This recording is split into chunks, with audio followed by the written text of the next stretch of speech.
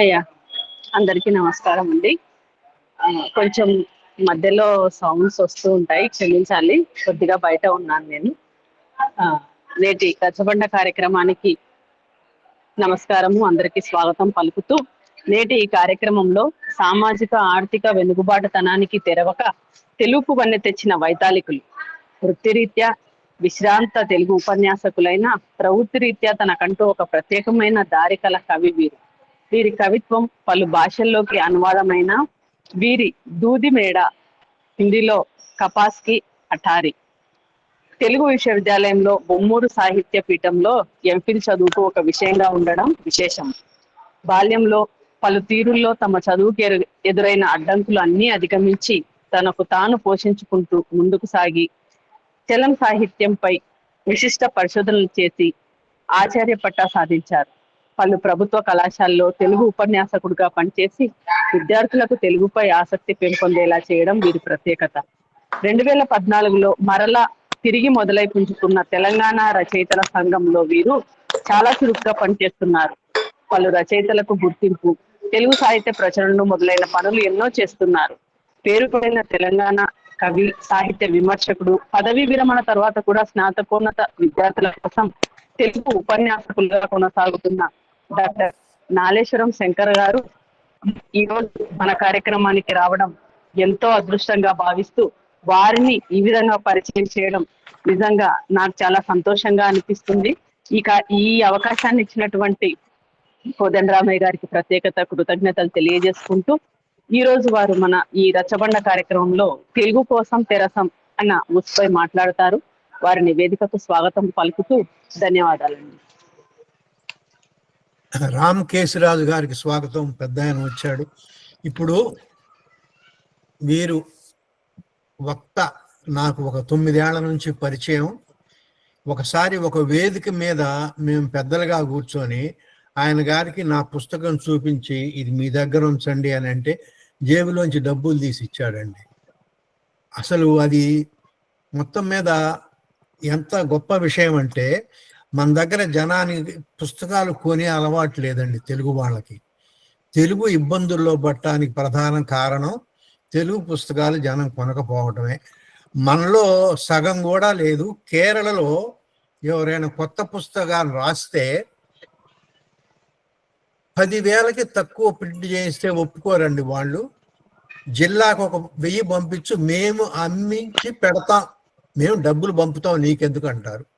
ఆ ధోరణి మన దగ్గర రావటం లే.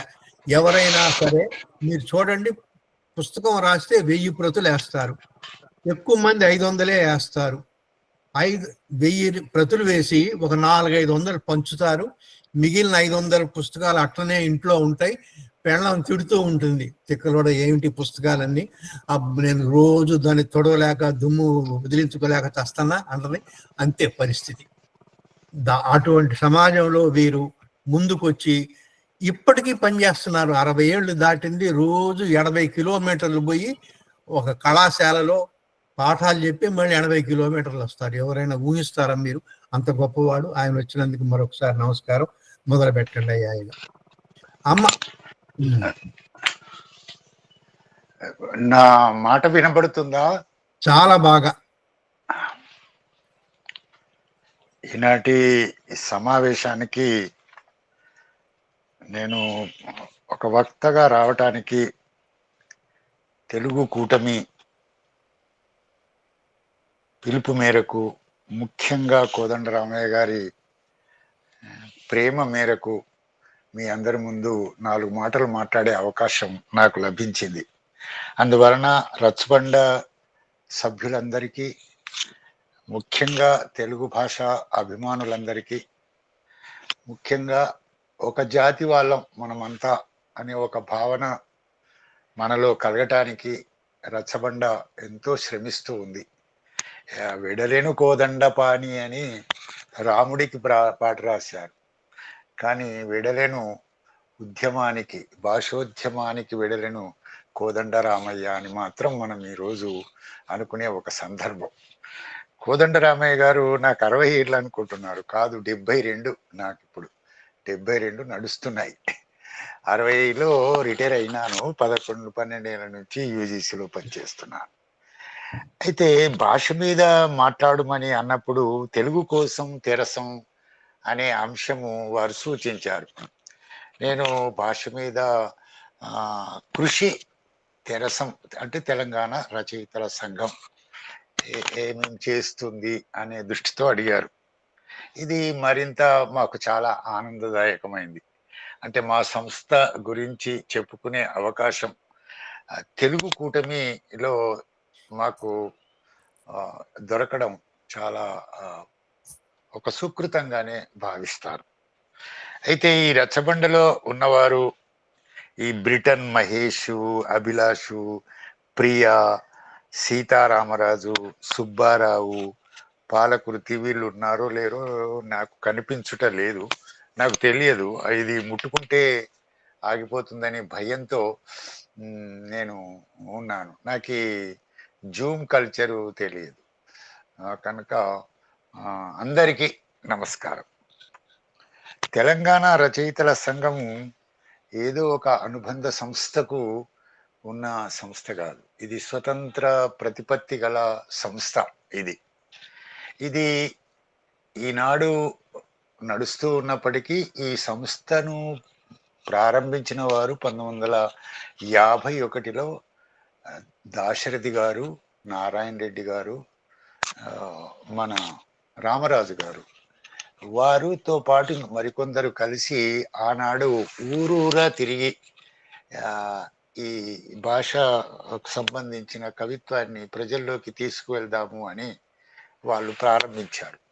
అది అలా కొనసాగుతూ 2014 తర్వాత తెలంగాణ ఏర్పడిన తర్వాత ఈ సంస్థను నిజానికి ఈ సంస్థను మొట్టమొదట 14లో ప్రారంభించడానికి వ్యవస్థాపకుడు నందిని సిద్ధారెడ్డి గారు. నందిని సిద్ధారెడ్డి గారు తొలి అధ్యక్షులు ఈ తెలంగాణ ఏర్పడిన తర్వాత. వారు సాహిత్య అకాడమీ అధ్యక్షులు కావడం, ఆయన బరువు బాధ్యతలు మరింత పెరగడం, అందువలన అత్యంత ఆత్మీయమైన మిత్రుణ్ణి కావటం, సంఘంలో ఉన్న సభ్యులందరూ అంగీకరించటంతో నాకు కూడా అభిరుచి మేరకు ఈ సంఘానికి నన్ను నియమించారు. ఎప్పుడైనా ఒక మనిషికి అంత గౌరవము ఎక్కువగా ఉండదు. జాతి అస్తిత్వం ఉండాలన్న సంస్థ అస్తిత్వమే ఆ మనిషికి చాలా ఉన్నత శిఖరాలకు నడిపిస్తూ ఉంటుంది. ఇప్పుడు కోదండరామయ్య గారు అంటే ఎందరో ఉండొచ్చు, ఇంజనీర్లు, చీఫ్ ఇంజనీర్లు, రిటైర్ అయిన వాళ్ళు ఉండొచ్చు. కానీ తెలుగు కూటమి అని 3 ప్రాంతాలలో వినబడగానే కోదండరామయ్య అనే పేరు వినబడుతుంది. అది ఆయన అస్తిత్వము భాషోద్యమానికి అంకితం చేసుకోవటం వలన ఏర్పడిన అస్తిత్వంగా నేను భావిస్తాను. అట్లాగే తెలంగాణ రచయితల సంఘం ప్రధానంగా తెలుగు కూటమి లాంటిది కాదు. ఇది సాహిత్యానికి సంబంధించింది. అంటే నవల, కథ, నాటకం, తర్వాత పాట, విమర్శ, పరిశోధన, భాష, సంస్కృతి అనేక రంగాలలో, సాహిత్య రంగాలలో కృషి చేస్తున్న వారికి ఇది ఒక చోటుకు చేర్చటం, ఒక తెలంగాణ అస్తిత్వాన్ని, తెలంగాణ అన్ని విధాలుగా, అంటే ఇప్పుడు మనం మాట్లాడుకునేది భాష పరమైనది కనుక తెలంగాణకు ఒక సోయి అనే పదం వాడతాము. ఇందులో ఉన్నవారికి ఆ పదము కొందరికి తెలియవచ్చు, తెలియకపోవచ్చు. కానీ మేము తెలంగాణ ఉద్యమం నడుస్తున్న రోజులు ఆ పత్రికకు నేను ఎడిటర్ని, సోయి అనే పత్రికను నడిపినాం. సోయి అనగానే ఈ పల్లెటూరులో తెలంగాణ వెళ్తే సోయి లేదురా అని అంటుంటారు. అంటే చైతన్యం లేదు అనే భావనలో దాన్ని నాడు వాడుకుంటున్నాం. కనుక మా సంస్థ గురించి ఇంకొక 2-3 మాటలు ఏమిటనంటే, ఇది 11 జిల్లాలలో విస్తరించి ఉంది ఈ సంస్థ. ఈ ఒక్క హైదరాబాద్లోనే కాదు, హైదరాబాద్లో ఒక శాఖ ఉంది, అన్ని జిల్లాల్లో దీనికి శాఖలు ఉన్నాయి. మాకు ఇందులో సభ్యులు సాధారణమైన వాళ్ళు ఎవరూ లేరు. ఉంటే కవి ఉంటాడు, లేకపోతే అంటే పద్య కవియో వచన కవి, కథకుడు, నవలను, నాటకము, ఆ, ఏదో ఒక రంగంలో, సాహిత్య రంగంలో కృషి చేసిన వారే, చేస్తున్న వారే ఇందులో సభ్యులుగా ఉన్నారు. వాళ్ళు దగ్గరగా 500 మంది వరకు ఈ తెలంగాణ రచయితల సంఘంలో సభ్యులు ఇప్పుడు కొనసాగుతున్నారు అన్ని ప్రాంతాలలో కూడా. కనుక ఈ తెలంగాణ రచయితల సంఘానికి ఉన్న ప్రధానమైన లక్ష్యం ఏమిటంటే, తెలంగాణలో ఉన్న కవులు, అది 11వ శతాబ్దం నుంచి ఇప్పటి వరకు కావచ్చు, ఇప్పుడున్నవారు కావచ్చు, రాబోయే కాలాలకు రహదారులు ఏర్పడటానికి కూడా కావచ్చు. కనుక ఈ ప్రాంతపు అస్తిత్వాన్ని, సాహిత్య అస్తిత్వాన్ని, ముఖ్యంగా ఇది రాజకీయ పరమైనది కాదు, సాహిత్య అస్తిత్వాన్ని, భాషా అస్తిత్వాన్ని, సాంస్కృతిక అస్తిత్వాన్ని ఇది విస్తృతి పరుస్తూ ఉంటుంది. మరొకటి ఏమిటంటే, మట్టిలో మాణిక్యాలు అంటాం కదా, అట్లాగే తెలుగు సాహిత్యంలో ఆ అసూర్యం పశ్యలు అంటారు పెద్దలు. అంటే సూర్యరశ్మి సోకని ప్రాంతాలు. ఎట్లా అనుకుంటామో, వెలుగు చూడని కవులు, రచయితలు ఎవరెవరు ఉంటారో తెలంగాణలో, వాళ్ళ మీద కొంత శ్రద్ధ వహించాలని ఒక భావన ఉంది. అంటే సురవరం ప్రతాపరెడ్డి గారు ఎట్లా ఈ ప్రాంతపు అస్తిత్వానికి ఆనాటి కాలంలో గోల్కొండ కవుల సంచిక ఎందుకు తీసుకొచ్చాడో, ఆ చైతన్యం ఈ తెలంగాణ రచయితల సంఘానికి ఉంది. తెలంగాణ రచయితల సంఘం ఒక ఒక భాగం మాత్రమే భాషకు సంబంధించింది. అది దానికి విస్తృతి ఏంటంటే, గతించిన సాహిత్యం కానీ, నడుస్తున్న సాహిత్యం కానీ, అందులో అటు పెద్దవాళ్ళు కానీ, ఇటు వస్తున్న యువకులు కానీ, వాళ్ళని చేరదీయడము, వారికి సరి అయిన మార్గాన్ని చూపించటానికి వారిని హక్కున చేర్చుకోవటము, దారి తప్పకుండా దారిలో నడిచే పద్ధతులను చెప్పటము. కనుక ఒక లక్ష్యం దీనికి ఉంది. ఇందులో భాగంగా భాష విషయంలో కూడా ఉంది. తెలంగాణ ఉద్యమం నడిచినప్పుడు నీళ్లు, నిధులు, నియామకాలు అనేది అది ఒక పద్ధతి. కానీ భాష, సంస్కృతి, నాగరికత, ఆచార వ్యవహారాలు ఇవన్నిటికీ సంబంధించింది. తెలంగాణ భాష అనగానే సినిమాల్లో కూడా అగౌరవం పొందింది. కనుక తెలంగాణ భాషకుండే అస్తిత్వం, ఇప్పుడే మనకు కోదండరామయ్య గారు, నేను ఆదిలాబాద్లో పనిచేసినప్పుడు అక్కడ ఒక చిన్న పాటలోని పదాలు, ఇందులో ప్రాకృతం ఉందా, ఏ భాషా పదాలు ఉన్నాయి అనే దృష్టితో ఒక చిన్న ప్రశ్న వేశాడు. ఇది ఈనాటి కాలంలో మనం కిచిడి భాష వాడుతున్నాం, మిశ్రమ భాష వాడుతున్నాం ఈనాడు. కనుక మాట్లాడేవాడికి ఇది సంస్కృతమా, ప్రాకృతమా, తత్సమమా, తద్భవమా, ఉర్దువా, ఆంగ్లమా, దేశీయ, స్వదేశ, విదేశ, ఇవన్నీ వాడికి ఏముండవు. పాపం సమాజంలో ఉన్న భాష ఏదైతే ఉంటుందో చక్కగా వాడికి, ఎదుటి వాడికి అర్థం కావటానికి, తానుకు అర్థమైనది ఇద్దరికి పరస్పరము మాట్లాడుకోవటానికి వీలుగా ఉంటుంది. కనుక భాష 2 రకాలైపోతుంది, లిఖిత భాష, అలిఖిత భాష అవుతుంది. మనం ఇప్పుడు మాట్లాడే భాషకు, వ్రాసే భాషకు చాలా వ్యత్యాసం ఉంది. అంటే లిఖిత భాషకు వ్యాకరణం ఉంది. పరవస్తు, చిన్నే, సూర్య కాదు, పాణిని మొదలుకొని ఇప్పటి వరకు ఎక్కడైనా ఒక పదము దోషంగా ఉన్నది అంటే ఆ దోషాన్ని సవరించడం వ్యాకరణాన్ని నేర్పుతుంది. వ్యవహారిక భాషకు వ్యాకరణము పెద్దగా లేదు. వేల్చూరు నారాయణరావు లాంటి వారు కొంత కృషి చేశారు వ్యవహారిక భాషకు వ్యాకరణం కొంత ఇప్పుడు జరుగుతూ ఉంది. బహుశా నేను అనుకుంటా ఇంకొక 5-6 ఏళ్ళు గడిస్తే వ్యవహారిక భాష కూడా చక్కటి వ్యాకరణం రాబోతుంది, నడుస్తుంది. రేపో మాపో ఒక పుస్తకం వ్యాకరణానికి ఆవిష్కరణ జరగబోయే రోజులు వస్తున్నాయి దగ్గరికి. అట్లాగే 3 ప్రాంతాల వ్యవహారిక భాషకు వేల్చూరు నారాయణరావు లాంటి వాళ్ళు కూడా కొంత కృషి చేశారు. కనుక లిఖిత భాషకు ఉండేదానికి, అలిఖిత భాషకు ఉండేదానికి వ్యత్యాసము స్పష్టంగా ఉంటుంది. అలిఖిత భాషలో ప్రధానంగా మనకు వచ్చి కనిపించేది ఏమిటంటే యాస, మాండలికాలు. అంటే ఒక్కొక్క ప్రాంతము లో ఉన్న వాళ్ళు, చదువు రాని వాళ్ళు ఒక పదాన్ని ఉచ్చరించేటప్పుడు అది సరిగ్గా తెలియక, అది తెలుగా, ప్రాకృతమా, ఏ భాషనో వాడికి సరిగ్గా తెలియదు, ఉచ్చరించడమే ఉంటుంది. అది కూడా ఉచ్చారణ 10 సార్లు విని ఉంటే, నిజంగా తెలుగువాడి పుడితే ఒక రకమైన ఉచ్చారణ వస్తుంది. ఇప్పుడు బార్డర్స్ లో ఉంటారనుకోండి, ఒరిస్సా, అటు తమిళనాడు, ఇటు కర్ణాటక, ఇటు మహారాష్ట్ర, ఇట్లా సరిహద్దులలో ఉండే వాళ్లకు ఇటు తెలుగు, అటు ఆ సరిహద్దు, అటు ఆ భాష యాసలో అది మిళితమై ఉంటుంది. అలాగే మిగతా ప్రాంతాల్లో ఉన్న వాళ్ళు మన ప్రాంతాలకు వచ్చినప్పుడు పలికే ఉచ్చారణలో కూడా చాలా ఉంటుంది. ఈనాడు వినేవాళ్ళు కొంత యాసలో లేరని అనిపిస్తుంది, లిఖితంలో ఉన్నారు అనిపిస్తుంది. అంటే 3 రకాలు అనుకోవచ్చు: లిఖిత భాష, అలిఖిత భాష, మిశ్రమ భాష. ఈ మూడింటికి కూడా మనకు బాగా తెలియవలసింది ఏమిటంటే తెలుగులో మనకు పెద్దలు ఏం చెప్తారు? 36 అక్షరాలు. సంస్కృతంలో ఎన్ని ఉన్నాయి? 50 అక్షరాలు. ప్రాకృతంలో ఎన్ని ఉన్నాయి? 40 అక్షరాలు. మనమంతా తెలుగు తెలుగు తెలుగు అనుకుంటూ 36 అక్షరాలతో ముడిపడి ఉంటాం. కానీ తెలుగులోకి సంస్కృతంలోని అక్షరాలు వచ్చి చేరినాయి 50.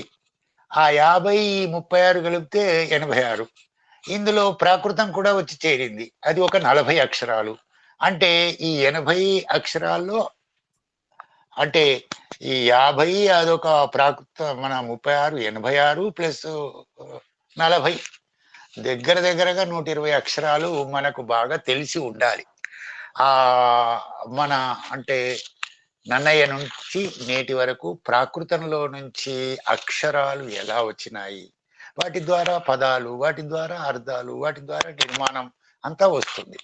కనుక సంస్కృతము సరాసరి మనలోకి ప్రవేశించిందంటే తత్సమంగా మారింది. ఉకారాంత తత్సమః అని మన వాళ్ళు చెప్తారు. ఏ పదమైనా ఉకారం చేర్చుకొని మన తెలుగులోకి కలుపుకోవాలి అని పరవస్తు చిన్నేశ్వరి గారి వాక్యం. ఒకవేళ ఏదైనా పొరపాటు జరిగితే కూడా పాపం సంజ్ఞా పరిచ్ఛేదంలో ఆయన 2-3 సూత్రాలు కూడా వ్రాసేశాడు. అంటే పండితులు మాట్లాడేటప్పుడు దోషమున్నా అది దోషం లేనిగట్టుగానే భావించండి అని సంజ్ఞా పరిచ్ఛేదంలో చెప్పాడు.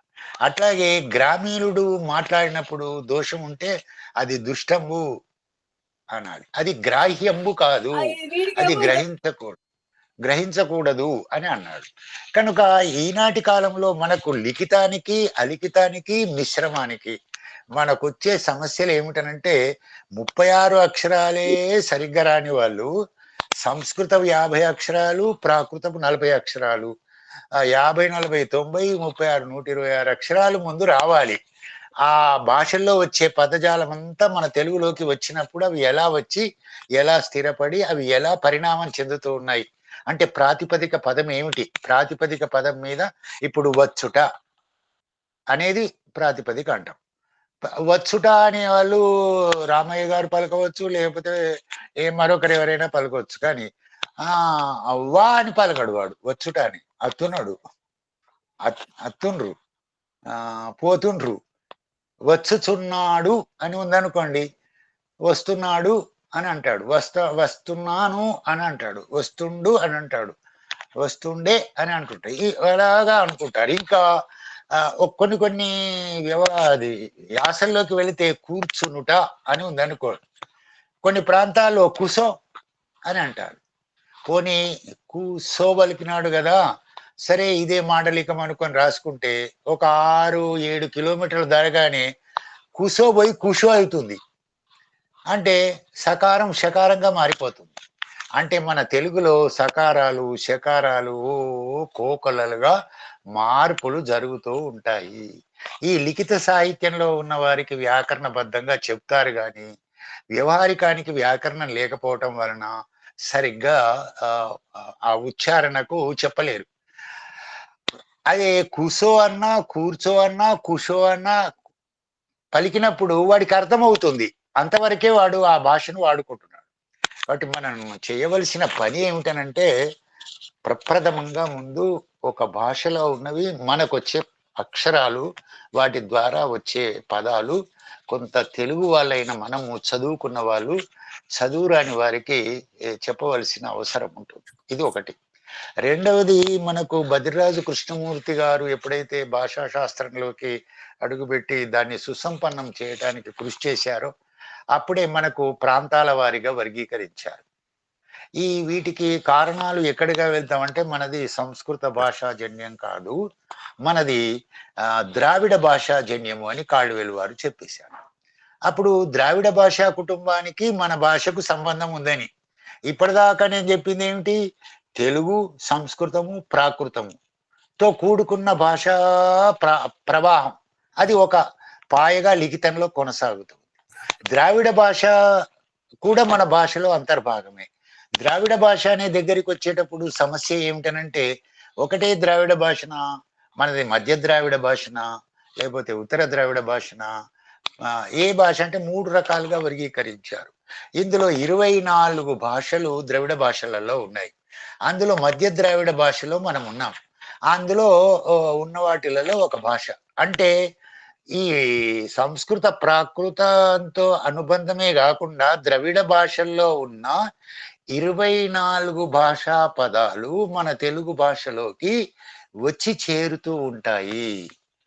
తమిళంలో తన్నీరు అనవచ్చు, తన్ని తీసేస్తాం, నీరు కలుపు. మనం నీరు అంటాం, వాళ్ళు తన్నీరు అంటారు. మనం తమ్మి అంటాం, వాళ్ళు తంబి అంటారు. అంటే ద్రావిడ భాషా కుటుంబములో నుంచి ఎన్ని పదాలు మన తెలుగులోకి వస్తున్నాయో చెప్పేవాళ్ళు లేరు. మనకు అదే సమస్య. కోదండరామయ్య గారికి ఉన్న బాధ అదే. ఎక్కడెక్కడి నుంచి మనకు వస్తుందో మన భాషలో దాన్ని ఎంత ప్రామాణికం చేసుకోవాలో తెలుసుకోవాలి. ఈ ద్రావిడ భాషా కుటుంబం ఒకటి సంస్కృతము, ప్రాకృతంతో పాటు 24 ద్రావిడ భాషా కుటుంబ పదాలు వచ్చి చేరుతాయి. ఇవి కాకుండా మనకు పాలకులు ఉన్నారు. అంటే మహమ్మదీయులు మన భారతదేశాన్ని పరిపాలించినట్టుగానే మన 3 ప్రాంతాలను కూడా పరిపాలించారు. పరిపాలించటం వలన పాలకుడు భాష కూడా చాలా ప్రజల భాష, పాలకుడి భాషకు అది రుద్దబడుతుంది. పాలకుడిది ప్రజలది ఏంటంటే వాడికి అర్థమైతే వింటాడే, లేకపోతే ఇంకోటికి చెప్పుకుంటాడు. పాపం వాడికి ఆ బాధ లేదు. పాలకుడు జీవో ఇంగ్లీష్ లో ఇస్తే ఖచ్చితంగా అది అమలు పరచాలి అని అంటారు. ఇక పాలకుడి ప్రయత్నం. కనుక మహమ్మదీయులు మనల్ని పరిపాలించాడు కనుక ఉర్దూలోనే ప్రత్యుత్తరాలు జరిగిపోయినాయి. కనుక ఆనాటి కాలం నుంచి ఇప్పటి వరకు ఆ ఉర్దూ ప్రభావం మనకుంది. అయితే ఈ ఉర్దూ ఒకటేనా అంటే ఇది కూడా ఒక సమస్య. పార్సీ, అరబ్బీ బాగా తెలియాలి. ఈ అరబ్బీ ఉర్దూకు గౌరవం లేదు. ఇక్కడ ఒక చిన్న రహస్యం కూడా చెప్తాను. ఇప్పటిదాకా పిల్లలు నన్నయ్య, తిక్కన, ఎర్రాప్రగడ మీద వ్రాసిన చక్కటి పద్యం చదివారు. ఈ నన్నయ్య, తిక్కన, ఎర్రాప్రగడ ఒక సంవత్సరంలో పుట్టిన వాళ్ళ 200-300 సంవత్సరాల మధ్యకాలం వాళ్ళు. అంటే నన్నయ్య కాలంలో ఉన్న భాషకు, ఎర్రన కాలంలో వచ్చే భాషకు ఈనాడు ఒక నెల రోజులు దాటిపోతే, 2 నెలలు దాటితే పత్రిక భాషనే మారిపోతుంది మనకినాడు. 300 సంవత్సరాల కాలంలో మారింది. మరొకటి ఆనాటి కాలంలో ఉన్నది ఏంటో తెలుసా? ఈనాడు మనము ఆధిపత్యాలు అంటున్నాం భాషలో. ఎక్కడి నుంచో, నాదైతే కాదు కదా శబ్దం, భాషలలో ఆధిపత్యాలు అంటున్నాం. ఈ ఆధిపత్యము అనేది ఆంధ్ర, రాయలసీమ, తెలంగాణ ప్రాంతంలో నుంచి వచ్చిన ఆధిపత్యాల కన్నా ముందు ఒకటి ఉంది. అది మనం గమనించాలి. నన్నయ్య పాపము చాలా గొప్ప మహాను. సారమతీన్ కవీంద్రులు ప్రసన్న కథ కలితార్థయుక్తిలో నారసి అని చాలా గొప్పగా చెప్పుకున్నవాడు. ఆయనకు వచ్చిన సమస్య ఏమిటంటే తెలుగులో వ్రాద్దామని అనుకుంటే గౌరవం లేదు ఆనాటి కాలంలో. కనుక సంస్కృతంలో నుంచి తెలుగు చేసేటప్పుడు అధికంగా సంస్కృతాన్ని వాడాల్సి వచ్చింది ఆయన. ఆ తర్వాత వచ్చిన కాలమంతా ఏమైపోయింది? ఏమిట్రా మీరు సంస్కృతం తెస్తారా? నో, వాళ్ళు వచ్చారు. ఎవరు? పాల్కురికి సోమనాథుడు, నాణ్యచోడు లాంటి వాళ్ళు వచ్చారు 150 ఏళ్లలో. వాళ్ళు వచ్చినాక ఏంది? దేశీయమైన భాషను తెచ్చారు. అప్పటికి రాగానేది నన్నయ్యకు గౌరవం పొందాలని అధికంగా సంస్కృతం వాడాడు. తెలుగు రాక కాదు పాపం ఆయనకు. ఆనాటి కాలంలో గౌరవం పొందడం ఎలా అని. అట్లాగే ఇప్పుడు ఉర్దూ ఉంది అనుకోండి, ఉర్దూలో రాసిన వాళ్ళని గౌరవించరు, అరబ్బీలో రాసిన వాళ్ళని గౌరవించరు, పార్సీలో రాసిన వాళ్ళని గౌరవిస్తారు. ఇప్పటికి కూడా మనకు పూర్వము సంస్కృతంలో మాట్లాడే వాళ్ళకు సంస్కృతంలో శ్లోకాలు పద్యాలు చెప్తే భాష చాలా బాగా వచ్చు అని గౌరవిస్తుంటాం మనం. మనకు అది ఉంది లిఖిత సాహిత్య సాంప్రదాయంలో, అదొక పద్ధతి ఉంది మనకు. అలా మనకు సంస్కృతానికి ఉన్న తర్వాత మహమ్మదీయుల పరిపాలన వచ్చిన తర్వాత మహమ్మదీయానికి వచ్చింది. ఆ తర్వాత బ్రిటిష్ వాళ్ళు పరిపాలనకు వచ్చినారు కనుక బ్రిటిష్ వచ్చింది. అంటే ఎన్ని భాషలు మనలో కలుస్తున్నాయి? సంస్కృతము, ప్రాకృతము, అరబ్బీ, ఉర్దూ, పార్సీ, ఇవి మనకు పైకి. ఇవన్నిటి తర్వాత ఆంగ్లం. ఈ భాషల్లో ఉన్న పదజాలం అంతా కూడా మన తెలుగులోకి ఎట్లెట్లా వస్తుందో మన కోదండరామయ్య గారు చాలా చక్కటి పుస్తకం రాశారు. అందులో ఆయనకు చాలా బాధ వేసిన, నాకు అందులో బాగా నచ్చిన అంశం ఏమిటంటే, ఆయన ఒక మాట ఒకటి ఉంది. ఏమిటంటే, తెలుగుపై ఇతర భాషల దాడులు అని ఒక చాప్టర్ రాశాడు. ఇప్పటిదాకా నేను మాట్లాడింది ఆయన రాయింది, నేను కొద్దిగా మాట్లాడదామని వివరణ చెప్పడానికి ప్రయత్నం చేశాను. నన్నయ్య కాలం నుంచి నేటి వరకు లిఖిత సాహిత్యంలో దాడులు ఏమిటనంటే, ఖచ్చితంగా సంస్కృతాన్ని వాడకపోతే అగౌరవం ఉన్న కాలం. పాల్కురికి సోమనాథుడు వచ్చిన తర్వాత జాను తెనుగు వచ్చేసింది. అప్పుడు కొంత సంస్కృతం తగ్గింది, అది బాగా పెరిగింది. పెరిగిన తర్వాత ఏమైంది? ప్రబంధ కవులు రాగానే వర్ణనలు విపరీతంగా పెరిగిపోయినా సంస్కృతం ఏదో చిన్న ఆవుగైందంత కథ ఎత్తుకుని వర్ణనలు చేసేసారు. కనుక తర్వాత ఏమైపోయింది? ప్రజల భాషకు దగ్గరగా కావటం ఉన్న అన్నమాచార్యుడు, క్షేత్రయ్య, పురంధరదాసు, గేయ సాహిత్యం వచ్చేసింది. ఈనాడు గద్దర్, వెంకన్న ఇట్లా ఈనాడు గేయ సాహిత్యంలో ఎట్లా ఉన్నారో వాళ్ళు గేయ సాహిత్యాన్ని తెచ్చారు. అంటే ప్రజలకు దగ్గరగా వెళ్ళటానికి చేశారు. అంటే మన తెలుగు సాహిత్యంలో సంస్కృతంలో నుంచి వచ్చే వాటిని మనం వదులుకోలేమండి. ఇప్పుడు మనం ఇక్కడ అందరము ఉన్నాం, అన్నము అని వాడుతున్నాం. అది ఏ భాషా పదమురా అని అంటే, అన్నం అంటే అన్నమే అని అంటాం. అన్నం సంస్కృతం కదా అంటే చదువుకున్న వాళ్ళు చెప్తారు ఇది అన్నం అంటే సంస్కృత పదం అని. చదువు రాని వాడి దగ్గరికి పోతే అన్నమే అంటాడు. కానీ ఒక్కొక్క ప్రాంతానికి భాషలో సొంపు ఉంటుంది, ఇంపు ఉంటుంది, సొగసు ఉంటుంది. ఆయా ప్రాంతాలలో ఉన్న ప్రజలు వాటిని ఆధారం చేసుకొని ఆ పద సృష్టి చేస్తారు. ఈ తెలంగాణ అనగానే బువ్వ అని అంటారు. సంస్కృతంలో అన్నము ఉంది, బువ్వ అన్నము సమాజంలో మాట్లాడతారు. మాట్లాడినప్పుడు నేను ఇప్పుడు అన్నాను కదా, నన్నయ్య కాలంలో డిబేట్ ఏముంది? సంస్కృతం ఎక్కువగా వాడిన వాడికి గౌరవం ఎక్కువ, తెలుగు వాడిన వాడికి గౌరవం తక్కువ. అందువలన మన తెలుగు వారికి గౌరవం తెద్దాము అనుకున్నాడు. ఇప్పుడు బువ్వ అనే పదం వాడితే వీడెక్కడికి వెళ్ళి వచ్చాడు అని వాడిని తక్కువగా మాట్లాడతారు. అంటే ఇప్పుడు పాలమ్ముకునే వాడికి నగలమ్ముకునే వాడికి తేడా లేదు. ఇప్పుడు నగలమ్మే షాపులు ఉన్నాయి కదా, నగలమ్మే షాపులో కూర్చున్న వాడికి ఉన్నంత గౌరవము పాలు పోసేవాడికి ఉందా? పాలు పోసేవాడి భాషకు నగలు అమ్మేవాడి భాషకు ఎంత వ్యత్యాసం ఉంటుంది? కానీ గౌరవం ఏది పొందుతుంది? ఆ గౌరవం పొందడమే ఆధిపత్యము అని అంటున్నాం. అన్ని సమానం పొందాలి. ఇప్పుడు మనం తెలుగు కూటమి ఉంది.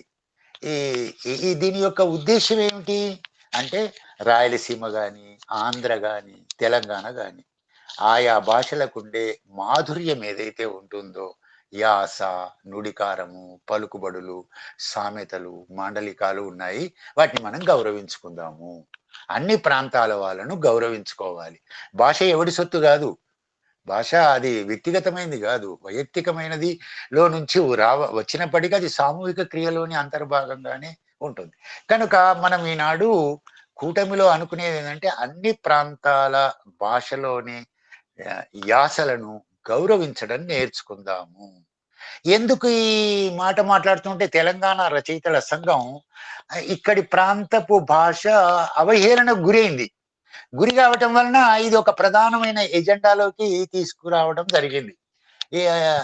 మజ్జిగ అని అన్నారు అనుకోండి, తెలంగాణ వాళ్ళు సల్లా అని అంటారు. ఏంటంటే ఈ సల్లా అని అగౌరవం. అదే మజ్జిగ అని వాడితే గౌరవం. అట్లాగే సొరకాయ లేదా ఆనగకాయ ఈ ప్రాంతంలో ఇలా మన నిత్య వ్యవహారపు పదజాలము ఒక ప్రాంతంలో ఉన్న పదము అది ఒక ప్రామాణికమైంది. ఎస్, సొరకాయ అనేది ఒక ప్రామాణికమైంది. కానీ ప్రామాణికం అవుతున్నప్పటికీ మరొక ప్రాంతంలో ఉన్న పదాన్ని మనం ఎప్పుడు అగౌరవించకూడదు. తప్పు అది ఎప్పుడైనా. మనం ఒక్కొక్క ప్రాంతంలో ఇప్పుడు కులాలు ఉన్నాయి. ఒక కులంలో మాట్లాడే వారికి, బేస్తలు మాట్లాడే వారికి, బ్రాహ్మణులు మాట్లాడే వారికి భాషలో వ్యత్యాసం ఉంటుంది. మనం గౌరవించాలి. మనకు విశాలమైన హృదయము భాష వాడికి ఉన్నంతగా ప్రపంచంలో మరెవరికి ఉండదు. భాష మీద ప్రేమ ఉన్నవాడికి అన్ని భాషల్లో ఉన్న తీయదనాలు, అందాలు, సొగసులు, ఆయా భాషల్లో ఉన్న సొంపు, ఇంపు, జిగి, బిగి, నడక, అందం మనం అన్ని నేర్చుకుంటాము. అయితే ఇదే మడిగట్టుకొని ఇదే పదం వాడాలి అనుకుంటే చాలా కష్టం అవుతుంది. ఇప్పుడు శాస్త్రాలు ఉన్నాయి. శాస్త్రాలలో తెలుగులోకి అనువాదం చేస్తున్నారు.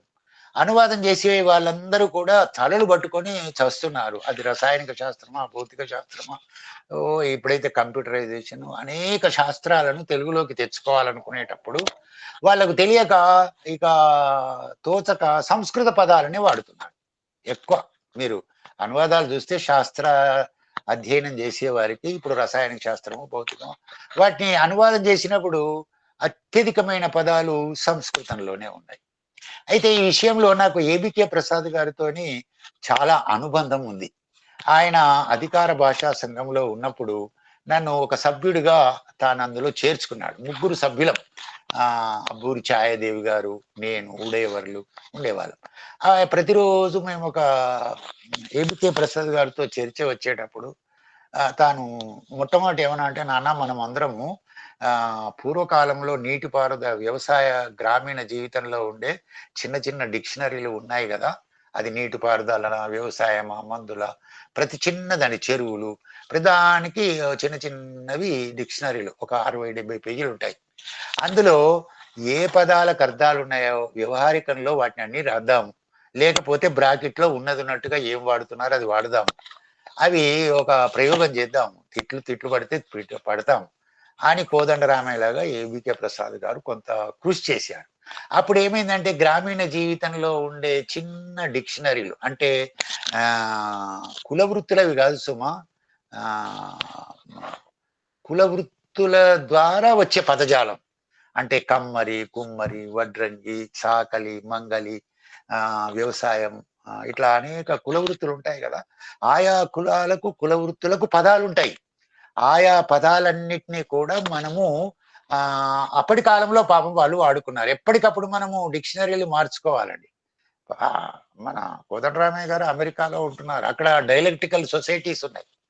అంటే ప్రతి ఏటా డైలెక్ట్స్ అంటే మాండలికాలు ఏవైతే ఉంటాయో అవన్నిటిని ఆల్ఫాబెటికల్ గా రాస్తారు.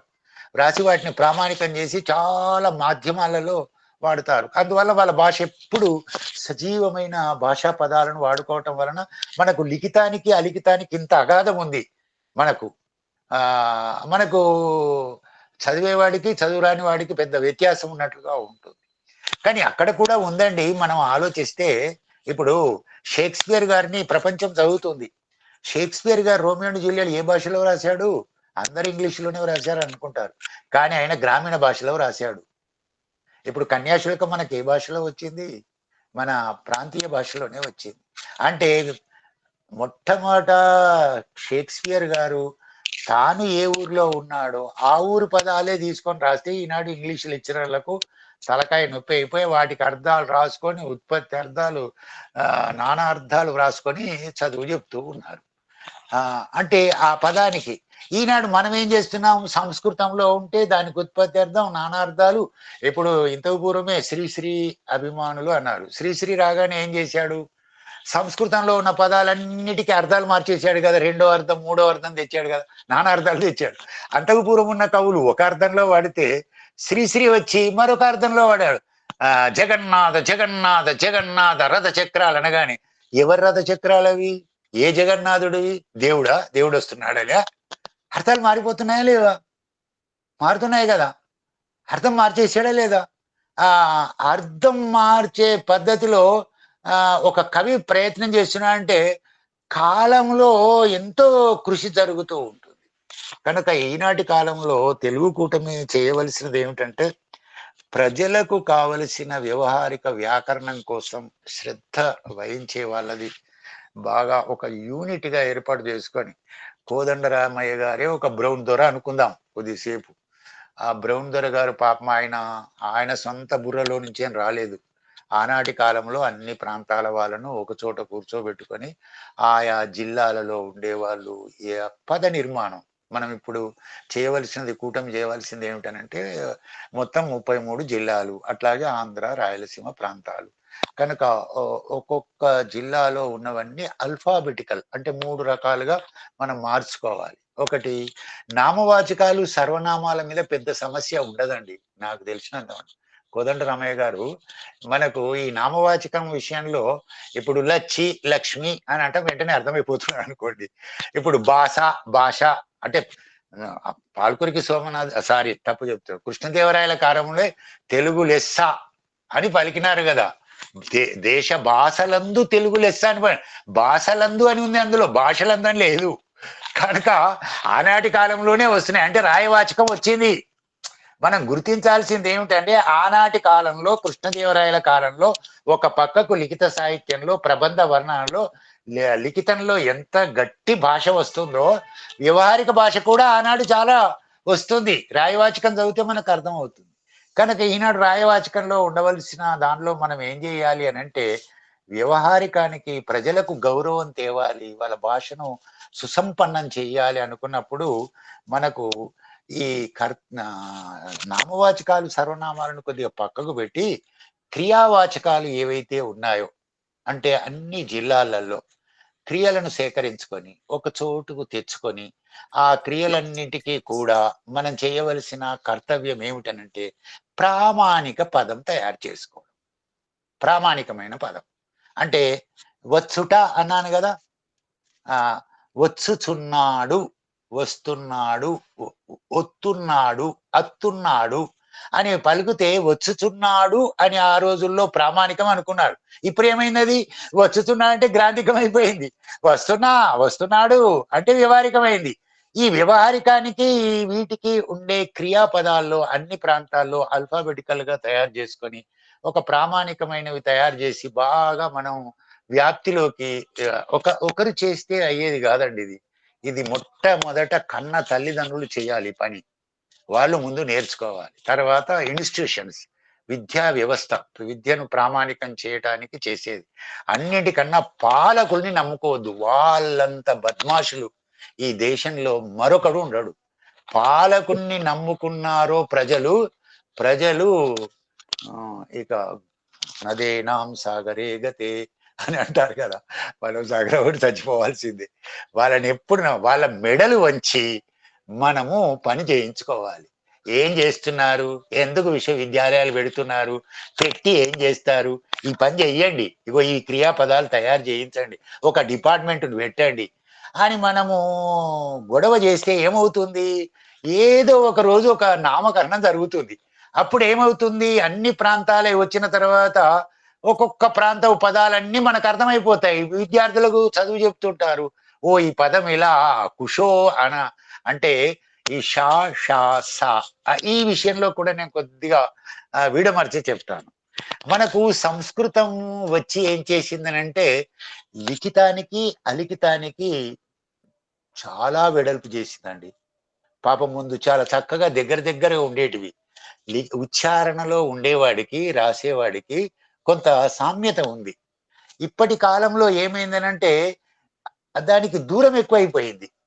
దూరం ఎక్కువ ఎందువల్ల అయిందంటే సంస్కృతంలో ఉన్న ధ్వని, తెలుగులో ఉచ్చారణ ధ్వని మనకు పెద్ద సమస్య ఉంది. ఇప్పుడు వేదాలు ఉన్నాయి, పెద్దలు ఏమంటారు, వేదం వీళ్ళు చదవవద్దు, వీళ్ళే చదవాలి, అది ఒక పెద్ద నిబంధనలు పెట్టారు. వేదం ఎవడైనా పుట్టిన ప్రతి మనిషి కూడా చదవాలి, వాడికి ఉచ్చారణ రావాలి, అంటే శబ్దం దగ్గర ఉంది అన్నమాట.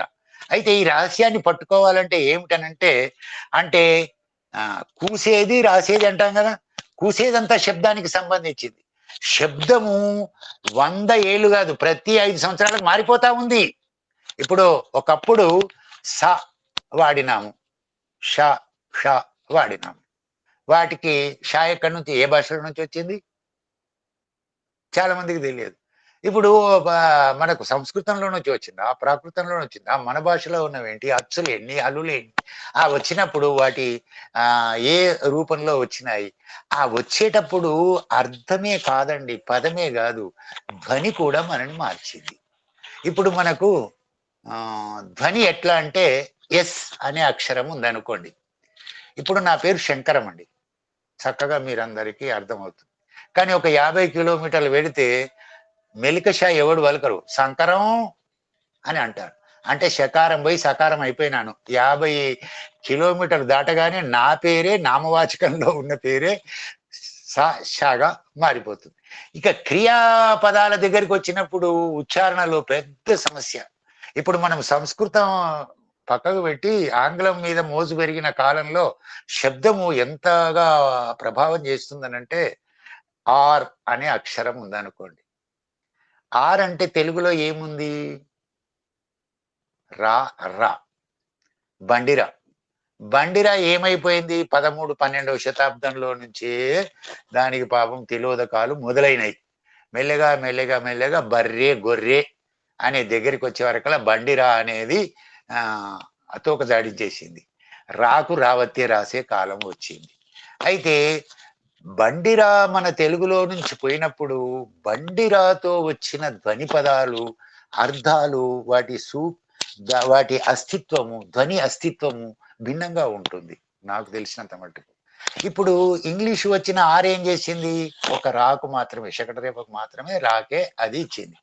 కానీ ఇంకొక ప్రమాదం ఏం తెచ్చిపెట్టిందంటే ఇప్పటి కాలంలో కోదండరామయ్య లాంటి వాళ్ళకు విపరీతమైన బాధ ఎక్కడ అంటే, నేను అర్థం చేసుకున్నది ఎక్కడ అంటే, అ ఈ ఉ తర్వాత రూ ఉంది.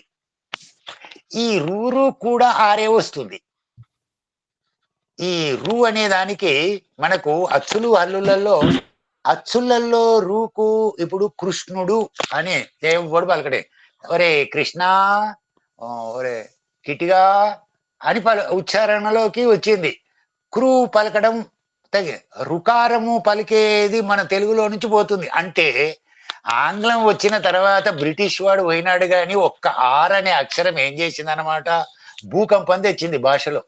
అంటే బండిరా ఒక పక్క నాశనం అయింది, ఊలో రూ ఒక పక్కకు నాశనం అయిపోయింది. అన్నిటికీ కలిపి ఒకటే రాడు వాడుతున్నాం ఇప్పుడు. అట్లాగే మీరు ఎల్ ఉంది కదా, ఆంగ్లము చేసిన పెద్ద ఏమిటనంటే, ఇంగ్లాండ్కు వెళ్ళిపోయాడు వాడు కానీ మనల్ని సర్వనాశనం చేస్తున్నాడు కదా. ఎల్ ఉంది. మనకు తెలుగులో కళ అన్నప్పుడు అళ ఉచ్చారణతో కొన్ని వేల పదాలు మనకు ఉంటాయి. అట్లాగే కళ అనే పదాలు కూడా మనకు వేల పదాలు ఉంటాయి. ఇంగ్లీష్ వచ్చి ఏం చేసింది? ఎల్ వచ్చింది. ఎల్లు వచ్చి ఏం చేసింది? లాకు అలాకు తేడా లేకుండా చేసింది. వాడేదో చెప్పాడు, పైన గీతకి అజ్జయి ఇజ్జయి అని చెప్పారు, కానీ సామాన్యుడికి ఏం చేస్తుంది? సౌండే పోయింది కదా. ఎల్ అనేది వచ్చిన తర్వాత కళావతి అనే పలకడమే పోయింది, అంతే. సీత భూస్థాపితం అయిపోయినట్టుగా అళ భూస్థాపితం మన నోటిలో మనమే చేస్తున్నాం. ఇంక ఈ ప్రపంచంలో మరొకడు ఎవడు చేయటం. అంటే బ్రిటిష్ వాడు ఏం చేస్తున్నాడు అంటే, మన నోటిలోనే మన భాషను చంపడం ఎట్లా అనేది వాడు బాగా గ్రహించాడు. ఎల్లు ఇట్లా చూస్తే ఎస్సు, ఇప్పుడు సా షా షా ఉంది. ఈ ఎస్హెచ్ రాయాలా, ఎస్ రాయాలా? ఇప్పటి కాలంలో జే జీ అని కూడా ఉన్నాయి. కనుక ఆంగ్ల భాషలో ఉన్న 26 ధ్వనులు మన 56 ధ్వనులను మింగేస్తుంది, 26 ధ్వనులుగానే మార్చేస్తుంది. ఇది ఒక పద్ధతి. అలా ప్రాకృతం మరొకటి. అది ప్రాకృతానికి వ్యాకరణం లిఖితంలో ఉంది, అలిఖితంలో లేదు. ఇక రెండవది ఉర్దూ దగ్గరికి వచ్చినప్పుడు, ఉర్దూలో పార్సీకి ఉన్నంత గౌరవము ఉర్దూకు లేదు. మన దగ్గర ఉర్దూ అనగానే ముస్లింలు చాలా అంటారు. ఆ వాళ్ళలో పైకి వెళ్ళి చూడండి, పార్సీలో ఉన్నవాడే గొప్పవాడు, ఉర్దూలో మాట్లాడాడు అంత గొప్పవాడు కాదు. అలాగే అరబ్బీలో ఉన్నవాడు కూడా. కాబట్టి మనకు ఉర్దూ యొక్క ప్రభావం కూడా మన మీద ఉంది. కనుక అనేక దేశాలు తిరిగి వచ్చిన వాళ్ళు కూడా, దాశరథి లాంటి వాళ్ళు మలేసియా భాషలో అచ్చులు ఎలా మారుతున్నాయి, హల్లులు ఎలా మారుతున్నాయి, మనకెట్లా మారుతున్నాయి, తెలంగాణలో ముస్లింలు పరిపాలన ఉన్నాయి కనుక అవి మన మీద ఏమైనా ప్రభావం చేశాయా, పాపం ఆయన చాలా లోతుగా వెళ్ళి వాటిని ఆలోచించాడు. కాబట్టి ఇలాంటి సందర్భంలో మనం చేయవలసింది ఏమిటంటే, భాషలు దాడులు చేస్తూ ఉంటాయి, కానీ మనం విరవకూడదు. మనం మన మనము తప్పనిసరిగా మన మన శ్వాస ఆగిపోతే మనిషి చనిపోతాడు కదా, గాలి ఆగిపోతే చనిపోతాడు కదా. మన గుర్తింపు ఏమిటండి? మనం నేను మాట్లాడుతున్నానంటే నన్ను తమిళుడు అనుకోరు. ఇప్పుడు మీరు కూర్చున్న వాళ్ళు వినేటప్పుడు వీడు తమిళనాడు అని అనుకోరు నన్ను. వీడు పక్క తెలంగాణ వాడే అనుకుంటారు. పక్క అనే పదం వాడితే వీడు తెలంగాణ వాడే అనుకుంటారు. కనుక ఒక్కొక్క మనకు అస్తిత్వం ఇచ్చేది భాషనే. మనిషికి రూపం ఉండవచ్చు, పేరు ఉండవచ్చు, ప్రాంతం ఉండవచ్చు, కానీ మనకు ఉండే అస్తిత్వం అంతా భాషలోనే ఉంటుంది. భాష కేవలం నేర్చుకొని అర్థతాత్పర్యాలకే భాష ఉండదు. భాషలో సహజంగా ఆ జాతి సంస్కృతి దాగి ఉంటుంది. మనం ఎప్పుడైతే మన భాషను వదులుకుంటామో మన సంస్కృతిని కూడా వదిలేసుకుంటున్నట్టు లెక్క. అంటే పరాయి సంస్కృతి, పరాయి నాగరికతకు, పరాయి జీవన విధానానికి వెళ్ళి కేవలం మనం తెలుగు వాళ్ళు అనేది లేబుల్ మాత్రమే మనకు మిగులుతుంది, ఇంకేమీ మిగలదు. కనుక ఇలాంటి సమయంలో మా తెలంగాణ రచయితల సంఘం కొంత అవగాహనతో ఉండి నందిని సిద్ధారెడ్డి గారితో దీన్ని బాగా ఆలోచించిన తర్వాత మేము కొంత ప్రయత్నం చేశాం. అయితే మేము నేను 2017లో ఈ సంఘానికి వచ్చాను. అప్పటి నుంచి మేము చేసినవి ఏమిటంటే కొన్ని భాషాపరమైన ఉపన్యాసాలు కూడా పెట్టించాను. అంటే కాళోజీ నారాయణరావు గారి జయంతులు వచ్చినప్పుడు ఆ జయంతిని ఆధారం చేసుకొని మా సంఘము, తర్వాత అనేక ఇన్స్టిట్యూషన్లో భాష మీద చర్చ జరిగింది. ఆయన పాపం చాలా కోపపడ్డాడు కూడా. తెలుగువాడు వేషం మార్చుకోవడం ఏమి వేషమురా, ఎవరి కోసమురా అని చాలా గట్టిగా వేషం మీద అన్నాడు. అంతేకాకుండా తప్పు అనేవాడు చేస్తే పరాయి వాడైతే తరిమేస్తాం, కానీ మావాడే చేస్తే నిలువెల్లా పాతేస్తామని కూడా అన్నాడు పాపం. అంటే భాషా ఉద్యమానికి ఆయన బహుశా కోదండరామ్ గారికి ఆ కాళోజీ గారి మనలో తప్పు చేసేవాడిని పాతేసే గుణం ఆయనకి ఏదో ఉన్నట్టుంది. ఆ స్వభావం వలన ఈనాడు మనము అలా మేము భాష మీద కొన్ని చేశాం. ఈ మరొకటి ఏమిటంటే ఆధిపత్య భాషలు మన మీద బాగా పెత్తనం చేస్తున్నాయి. ఇప్పుడు తమిళులకు ఉన్నంత గౌరవమైన మనము దక్కించుకోవటం లేదు. తమిళులకు భాషాభిమానము చాలా బలంగా ఉంది. మనకు గురజాడప్పారావు గారి అన్నట్టుగానే మనకు భాషాభిమానం దగ్గరికి వచ్చే వరకు ఒట్టి మాటలు కట్టిపెట్టు అన్నాడు. మనం ఒట్టి మాటలు కట్టిపెట్టాము. గట్టిమేలు భాష కోసం చేసేది ఏం లేదు, మనం చేస్తున్నది ఇది. కాబట్టి ఈ దృష్టితో వచ్చినప్పుడు మేము తెలుగు భాష మీద ఒక సదస్సు కూడా ఏర్పాటు చేశాను నేను. ఏమిటనంటే ఈ తెలుగు భాష ఆధిపత్య భాషలు. అంటే ఆధిపత్య భాషలు అనగానే 11వ శతాబ్దం నుంచి ఇప్పటి వరకు సెమినార్స్ నిర్వహించినాం భాషా విషయంలో. తెలుగు భాష సాహిత్య ప్రభావం, అంటే సాహిత్యంలో తెలుగు భాష ఎలా వచ్చింది, ఎట్లా ప్రభావం చేసింది, ఎలా ఎలా దాని పరిణామం చెందుతుంది అనేది రాజపాలెం చంద్రశేఖర్ రెడ్డి గారిని చాలా నెలల ముందు చెప్పి వారితో ప్రిపేర్ చేయించి ఒక సెమినార్లో దాని మీద వివరణగా చాలా ప్రామాణికమైన గంటన్నర ఉపన్యాసం చేశాడు. అది చాలా ప్రామాణికం. అది యూట్యూబ్లో ఉందండి, మీరు ఎప్పుడైనా చూస్తే మీకు లభ్యమవుతుంది. తెలుగు భాష సాహిత్య ప్రభావం. తెలుగు భాషకు ఈనాడు మనకు ఇతర భాషా ప్రభావాలు ఎలాగో ఉంటుంది, కానీ సాహిత్య భాష వేరు, జీవ భాషలో అనేక భాషలు కదా. మాట్లాడుకునే భాషకు, వ్రాసే భాషకు, అంటే కూసే భాషకు, రాసే భాషకు ఎట్లా తేడా ఉందో ఆ తేడాలన్నిటినీ కూడా ఆయన చాలా చక్కగా వివరించాడు. ఇంకొకటి, మేము ఈ నలిమేల భాస్కర్ భాష కోసం చాలా కృషి చేసిన వ్యక్తే కనుక మేము తెలంగాణ ఉద్యమంలో ఎక్కడికి వెళ్ళినా సిద్ధారెడ్డి తప్పనిసరిగా భాష మీద ఒక ఉపన్యాసం ఉండేది. నలిమేల భాస్కర్ చేత ఒక్కొక్క ప్రాంతంలో ఒక్కొక్క అంశం మీద ఉపన్యాసాలలో అది ఒక అంతర్భాగంగా కొనసాగించినాం. చాలా చక్కగా మాట్లాడేవారు. అది చాలా ఆనాటి కాలంలో ఒక పెద్ద సంచలనం కూడా. ఆయన తెలుగు వివిధ భాషలు ఆధిపత్యాలు, వివిధ భాషలు ఇప్పటిదాకా నేను అన్నాను కదా, సంస్కృతం మొదలు పెడితే, ప్రాకృతం మొదలు పెడితే, ఉర్దూ మొదలు పెడితే, అరబ్బీ మొదలు పెడితే, ఇంగ్లీష్, ఇప్పటి వరకు మన మీద ఈ ఆధిపత్యాలలో వివిధ భాషలు ఎలా ఎలా ఉన్నాయి, వాటిని ఎలా తొలగించుకోవాలి అనేది కూడా ఈ మన కోదండరామయ్య గారి చివరి చాప్టర్ అదే కదా. ఆయన వ్రాసిన ప్రధానమైన ఏమిటంటే, మరి ఇప్పుడు మనం ఏం చెయ్యాలి అంటాడు కదా. ఈ మనం ఏం చేయాలి అనటానికి అదే అన్నమాట ఈ ఉద్దేశంతో నలిమేల భాస్కర్తో. అలాగే కె శ్రీనివాస్ ఆంధ్రజ్యోతి ఎడిటర్, వారితో చాలాసార్లు సంప్రదించిన తర్వాత భాష మీద మాట్లాడించినాం మేము. తెలుగు భాష ప్రసార మాధ్యమాలు, ఈనాడు ప్రసార మాధ్యమాలు మనకు చాలా అన్నిటికన్నా గంటల తరబడి మాట్లాడదగ్గ అంశం ఈనాడు ప్రసార మాధ్యమాల ద్వారా మనము చూడదగ్గ ఉంది. ఈనాడైతే ప్రసార మాధ్యమాలలో మనకు ఈ ఛానల్స్ వచ్చినాయి. అయితే కొన్ని ప్రామాణిక ఛానళ్ళు పక్కకు వాడేస్తే ఎన్నో ఛానళ్ళు వస్తున్నాయి. బూతులు తప్ప ఇంకోటి మాట్లాడటం లేదు. వాళ్ళు మాట్లాడిన బూత్ అంతా అందులోనే పెట్టిపడి. ఇక ఎంత భయంకరంగా ఛానళ్ళు మాధ్యమాలు మారినాయంటే, లిఖిత భాషలో ఉండే మాధ్యమాలతో ఉండేది ఒక చాప్టరు, ఈ మౌఖిక ప్రసారాలతో ఉండేటి ఒకటి. ఈనాడైతే ఇక పాలకులు చాలా ఆడుకుంటున్నారు మనతో, ఆ భాషతో. కనుక దాని మీద కె శ్రీనివాస్ సరి అయిన వాడు అనుకొని మాట్లాడించిన. అలాగే నందిని సిద్ధారెడ్డి కూడా చాలా ఆయన ఏదో సాహిత్య అకాడమీ చైర్మన్ అనుకుంటారు, కానీ మాకు చాలా సన్నిహితమైన మిత్రుడు ఆయన. చాలా చక్కగా ఆయన ఇక్కడి చెట్ల గాలి, ఇప్పుడు బంధారం కథలు మీరు చదవండి. ఇక్కడి ప్రాంతంకు ఉండే భాషా సొగసు కూడా ఆయనకు బాగా తెలుసు. అందువలన మేమేం చేసినా అంటే, వివిధ ఆధిపత్యాలు ఎన్ని ఉన్నా ఉద్యమాలు ఏమైనా తగ్గిస్తున్నాయా, ఇది కోదండరామయ్య గారికి చాలా ఇంపార్టెంట్ అంశం.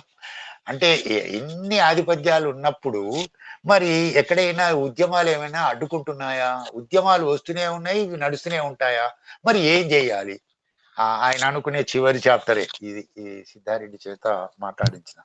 అట్లాగే ఇంకా కొన్ని పనులు చేసినాం. ఏమిటంటే, ప్రతి వార్షిక సమావేశాలు జరిగేటప్పుడు ఒక నియమం మాకు ఉంది. ఆ నియమం ఏమిటంటే, వచన కవితలో ఉండేది భాష విషయంలో, అలాగే పద్య కవిత, అలాగే నవల, నాటకం, ఇవన్నిట్లలో ఉన్నప్పటికీ తెలుగు సాహిత్యం భాష అనేది కూడా ఒక సబ్జెక్టుగా మేము డెవలప్ చేస్తూ వచ్చినాం తెలంగాణ రచయితల సంఘం. కనుక అన్ని ప్రాంతాలలో కొంత ఈ పని జరిగింది. మీకు ఎప్పుడైనా లీడర్గా ఉన్నప్పుడు సిద్ధారెడ్డి గారు భాషాధిపత్యాలు, ఉద్యమాలు, తెలుగు మీద యూట్యూబ్ ఛానల్స్లో కొట్టండి, మేము పెట్టినాం అప్పుడు. వాటిని కొంత సోర్స్ ఇంకా మీరు ఆలోచిస్తే ఇంకా కొంత యాడ్ చేసుకోవడానికి కూడా, కలుపుకోవడానికి కూడా వీలు ఉంటుంది. ఇట్లా మనం చూస్తే మా రచయితల సంఘంలో ఈ 7-8 సంవత్సరాలు దాదాపు ఒక 150 మంది వరకు మా సంఘంలో అనేక ప్రాంతాల్లో ఉన్నవాళ్ళు, అనేక రంగాల్లో ఉన్నవాళ్ళు ఈ సంఘానికి కృషి చేశారు. ఇందులో మా సంఘంలో పూర్తిగా త్యాగధనుడు వి శంకర్ మా కార్యదర్శి. ఆయన కూడా ఒక డిగ్రీ కళాశాలలో తెలుగు అధ్యాపకుడే. తన వృత్తి ప్రవృత్తిలో సాహిత్యమే ఉండటం వలన మాకు ఆ కాంబినేషన్లో ఆయన చాలా కృషి చేస్తాడు. చాలా మౌనంగా ఉంటాడు, ఏం చేయనట్టు ఉంటాడు, కానీ చాలా బలవంతుడు మా సంఘంలో. మిగతా జిల్లాలలో ఉండే కార్యదర్శులు, తర్వాత అధ్యక్షులు కూడా ఒక్కొక్క ప్రాంతంలో ఒక్కొక్క వర్క్ చేస్తూ ఉన్నారు. ఇప్పుడు తెలంగాణ రచయితల సంఘం జంటనారగాల శాఖలో కందుకూరి శ్రీరాములు, సంపత్తు ఇక్కడ కృషి చేస్తున్నారు. అక్కడ నిజామాబాద్లో గణపురం దేవేందర్ వాళ్ళు కృషి చేస్తున్నారు. కరీంనగర్కి వెళితే గండ్ర. ఇప్పుడు మరొకటి చెప్పలేదు ఏమిటనంటే, తెలంగాణ ఏర్పడిన తర్వాత ఈ వ్యవహారిక భాషకు సంబంధించిన విషయాలలో సాహిత్య అకాడమీలు కొంత కృషి చేయాలని ఉండేది. ఇప్పటికి కూడా కోదండరామయ్య గారు మనకు తెలుగులో చాలా ప్రాచీన కావ్యాలకు అర్ధతాత్పర్యాలు లేవు. ఎవడో ఒకటి రాస్తే ఇంత డిగ్రీ కాలేజ్, జూనియర్ కాలేజ్ ఇంత గైడ్ కొనుక్కుంటున్నారు. మనం అంటే తిడతారు, కానీ అది వెళ్ళి పల్లీలు ఒలిచి తింటాం కదా పొట్టుబారేసినట్టుగా. ఇక అర్ధతాత్పర్యాలు చెప్పేస్తారు, జో హాయ్ జో కథం హోగాయ్, అంతవరకే. ఇక ఏం సంబంధం లేదు. ఎందుకనంటే మనకు అనేక గ్రంథాలకు అర్థ తాత్పర్యాలు లేవు.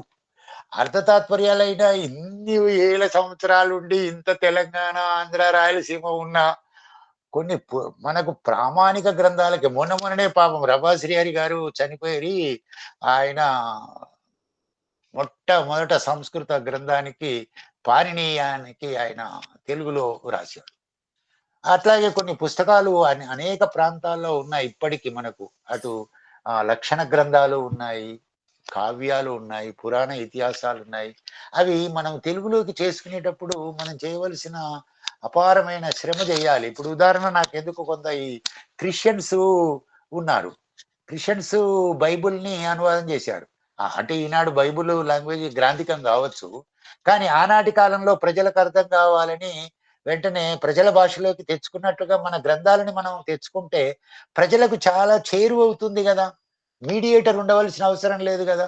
ముఖ్యంగా ఇప్పుడు దేవాలయానికి వెళితే పంతులు గారి పూజనే ఇంపార్టెంట్. వాడు పసుపు వేయమంటే వేయాలి, కుంకుమ వేయమంటే వేయాలి, టెంకాయ కొట్టమంటే కొట్టాలి, వెంటనే ప్రదక్షిణ చేయమంటే చేయాలి. అంటే అంత చెప్పినట్లు చేయటానికైనా ఈ భక్తుడు పోయింది హృదయంలో ఉన్న ఆత్మను దేవుడికి అర్పించడానికి పోయింది కదా ఇతడు.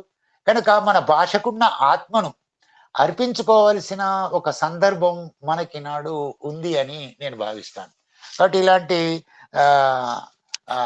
ఇంకొక మంచి పని చేసినాము. మా నిజామాబాద్ జిల్లాలో కొందరు చేశారు.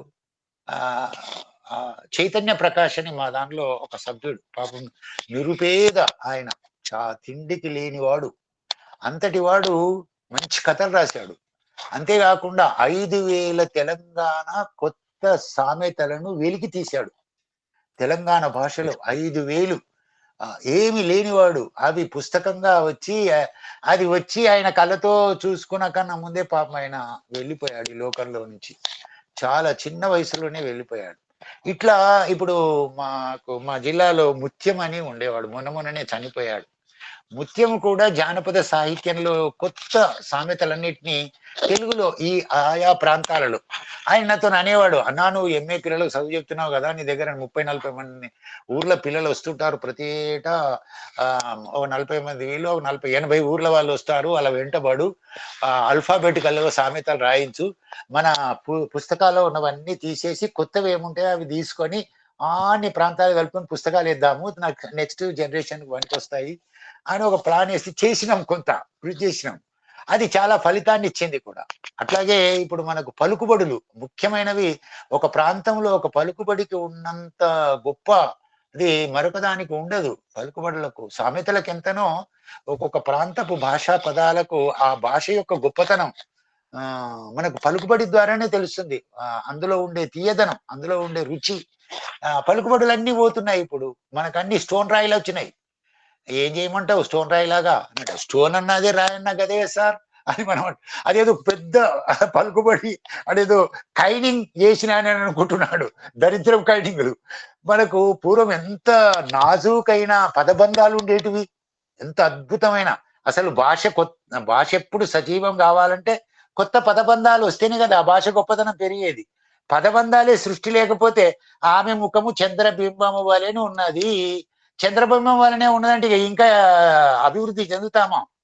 కనుక ఆధునిక కాలంలో అలంకారం మారుతూ ఉంది, అలాగే నుడికారం మారుతూ ఉంది. వీటిని పట్టుకోవలసిన ఒక సందర్భంలో మనం ఉన్నాం. మన పూర్వీకులు కొంత కృషి చేసిపోయారు. వాళ్ళని తిట్టుకుంటూ కూర్చోవడము, వీళ్ళని తిట్టుకుంటూ కూర్చోవడము మనం ఆ పని చేయొద్దని నా మనవి.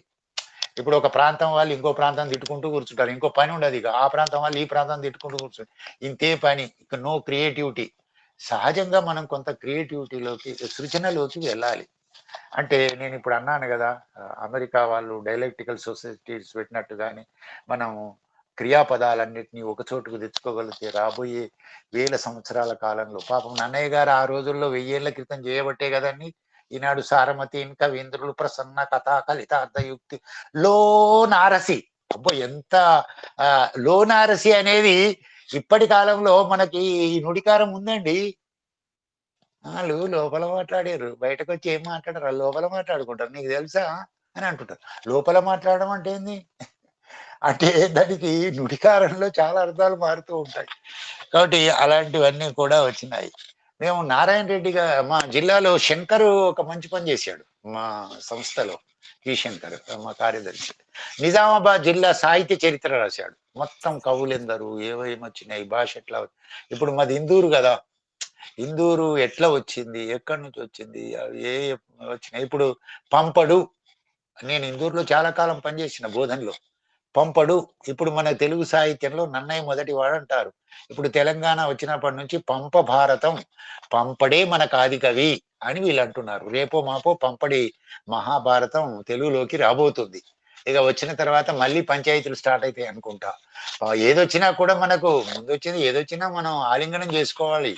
ఆ గుణం మనకు ఉండాలి. అది వీడే కానీ ఎవరైనా కానీ. మనం సంస్కృతంలో నుంచి వచ్చినప్పుడు మహాభారతాన్ని మనం తీసుకున్నట్టుగానే పంపడి భారతాన్ని కూడా మనం చాలా గొప్పగా చేస్తున్నారు చాలా మంది. అయిపోయింది, దగ్గరికి వస్తుంది. కనుక ఇట్లా మనం కొత్త దారులు, కొత్త అయ్యా ద్వారాలు అయ్యా తీసుకుని ఉండే అయ్యా పద్ధతులను మనం పెంచుకోవాలని చెప్తూ నాకు ఈ అవకాశం ఇచ్చిన వాటిలలో చివరిగా చెప్పే మాటలు ఏమిటనంటే, మాండలికాలను అన్ని ప్రాంతాలలో ఉన్న మాండలికాలను గౌరవించటం నేర్చుకోవాలి. తెలుగు కూటమి చేయవలసిన పనులలో ప్రధానమైన పని ఒకటి అని అనుకుంటున్నాను. మాండలికాలను అనుకున్నప్పుడు వాటికి యాసలు ఉంటాయి. ఇవి ఇప్పుడు అన్నాను కదా, కులాలను బట్టి అదే ఏబికే ప్రసాద్ గారితో చేశామని చెప్పాం కదా. ఇప్పుడు మా చాకలి, మంగలి అన్ని కుల వృత్తుల సంబంధించిన డిక్షనరీలు వచ్చినట్టుగాని ఈనాడు మనకు ఆయా ప్రాంతాలలోని యాసలు కూడా మనం చూడాలి. ఇక అయ్యా జటిల పద ఒకటి సార్ గంగా సురేష్ గారు మీ ఒక్క నిమిషంలో నేను పూర్తి చేస్తాను. ఒకే ఒక్క నిమిషంలో ఇది పూర్తి చేస్తాను. రెండవ అంశం ఏమిటనంటే, కూటమిలో వినేవాళ్ళు తక్కువగా ఉండవచ్చండి. దేశాన్ని పరిపాలించే వాళ్ళు ఒకరే ఉంటారు, కానీ 130 కోట్ల ప్రజలు ఉంటారు. అట్లాగే ఇందులో ఉన్నవాళ్ళు తక్కువ వాళ్ళే ఉంటారు, భవిష్యత్తు కార్యాచరణ చేస్తారని. అందులో ప్రధానంగా ఏమిటనంటే, తెలుగు అని చెప్పి మనం జటిలం చేయకూడదు. జటిల పదాలు ఎప్పుడైతే వాడుతామో ఆ ఉన్న దానిలో ఏమైతుందంటే, పిల్లి అంటే మార్జాలం అని అంటారు కదా పెద్దలు. ఇక మార్జాలము పిల్లి కాకుండా ఇంకో పదాన్ని తీసుకొస్తే అది మనం ఎంత చేసినా కూడా భాష ఎప్పుడు సజీవ స్రవంతి, అది ఎప్పుడు ప్రవహించే నది లాంటిది కదా. మనం ఎంత అడ్డుకట్టలు వేసినా అది ప్రవహిస్తూ పోతూనే ఉంటుంది. కాబట్టి ఆ ప్రవాహంలో ఈ జటిలత్వాన్ని అటు సంస్కృతము, ప్రాకృతము, ఉర్దూ, కన్నడము, మలయాళం అంటే ద్రావిడ భాషా కుటుంబం అన్నాను కదా, ఇవి మనవి, మనలో ఉన్నవి, ఇవన్నిటికీ ఈ జటిలత్వాన్ని వదులుకోవాలి అనేది రెండవ అంశం. తర్వాత ఆమోదించిన భాష ఏదైతే ఉంటుందో ఆమోదించిన దాని మీద ప్రేమ పెంచుకుంటూ, ఆమోదించని వాటికి మనము ఆమోదించేటట్లుగా రూపకల్పన చేసుకునే పద్ధతి మనకు, అందుకే బ్రౌన్ దొర అన్నాను, అలాంటివి చేయాలని. అంటే అయ్యా ప్రజల సౌకర్యవంతమైన భాష. ఓకే, ఇప్పుడు మీరు 10 సార్లు చెప్పారు సిద్ధారెడ్డి గారి గురించి, వారు వచ్చారు ఇప్పుడు. చాలా సంతోషం, చాలా సంతోషం. ఏమ్మా బాస్ సార్, అర నిమిషంలో ముగించాలి. అర నిమిషంలోనే వారితో మాట్లాడిద్దాం, ఏమైనా 4 మాటలు ఉంటాయి. ఇక ఈ భాషలో ఎప్పుడైనా ఈ పెత్తనము అని అంటాం కదా, అది ఇంట్లోనైనా ప్రమాదమే, రాజ్యంలోనైనా ప్రమాదమే, ఇంటా బయటనే కాదు, ప్రపంచానికి, మనకు అన్ని రంగాలతో పాటు భాష కూడా అంతే. మనకు ఒక పెత్తనం చెయ్యాలనే స్వభావం ఉందో ఇక చచ్చిపోతుంది, ఇక అది ఎప్పటికీ ఉండదు. కనుక ఆ పెత్తనపు స్వభావాన్ని, ఆధిపత్య స్వభావాన్ని ఈ అనేక వ్యత్యాసాలు వదులుకోవటంలో కూడా కృషి చేయాలని నాకు ఈ అవకాశం ఇచ్చినందుకు, ముఖ్యంగా నందిని సిద్ధారెడ్డి గారు రావడం చాలా ఆనందాన్ని ఇస్తుంది నాకు. తనకు చెప్పినా నేను ఇట్లా కోదండరామయ్య గారు 4 మాటలు మాట్లాడమని పిలిచారు అని అంటే, నేను వస్తాను పెట్టు అని అన్నాడు తాను. నాకు ఒక పని ఉంది, అది త్వరగా అయిపోతే నేను జాయిన్ అవుతాను అని అన్నాను. చాలా సంతోషం, నేను పంపించాను. ఆయన వస్తే 1000 ఏనుగుల బలం మనకు. అసలు మనం అందరం కలిసే పని చేద్దాం అనుకున్నాం కదా కోదండరామయ్య గారు. కొంత అది ఏదో ఇల్లు గడప దాటింది, గడపలోనే ఆగిపోయింది. గడప దాటబోయింది, గడపలోనే ఆగిపోయింది. సిద్ధారెడ్డి మీరు కొద్దిగా గడప దాటించే పద్ధతులలో ఉండాలని నాకు ఈ అవకాశాన్ని ఇచ్చినందుకు, మా తెలంగాణ రచయితల సంఘం గొప్పలు చెప్పుకోవటం కాకుండా చాతనైన పని చేయడం, మా సంఘానికి సిద్ధారెడ్డి ఉన్నంత కాలం మాకేమీ డోకా లేదు. మా సంఘాన్ని చాలా సిన్సియర్గా మేము అనుకున్నట్టుగా నడుపుకుంటాం.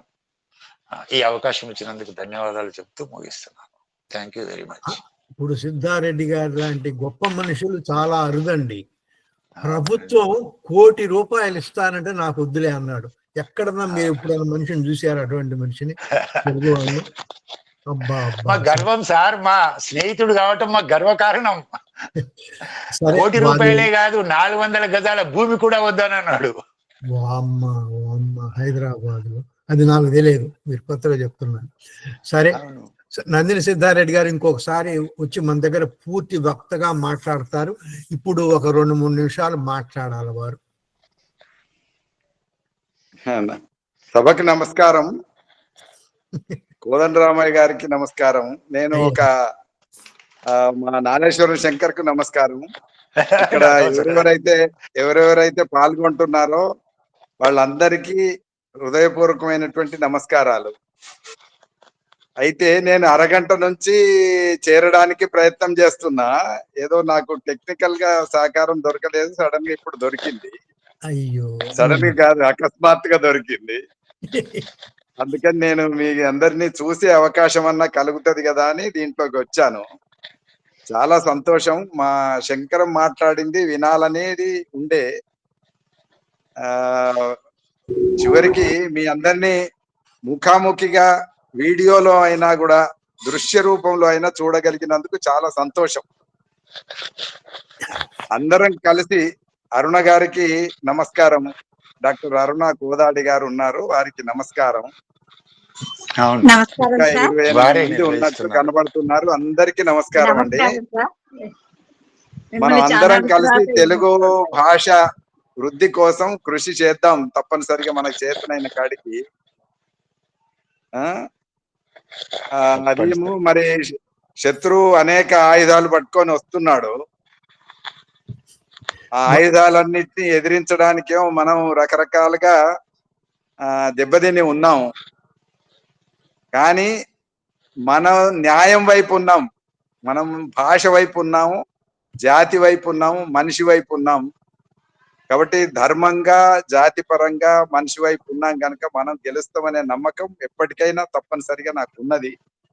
మనం ఆ గెలవడం కోసం, భాషను నిలబెట్టుకోవడం కోసం, తెలుగు నిలబెట్టుకోవడం కోసం నిరంతరం మనం కష్టపడదాం.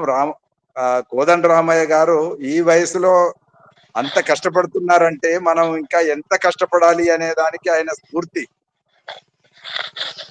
కాబట్టి అలాంటి వాళ్ళ నుంచి మనం నేర్చుకొని మన తరం ద్వారా కొత్త తరానికి ఈ స్ఫూర్తిని అందించాల్సి ఉంది.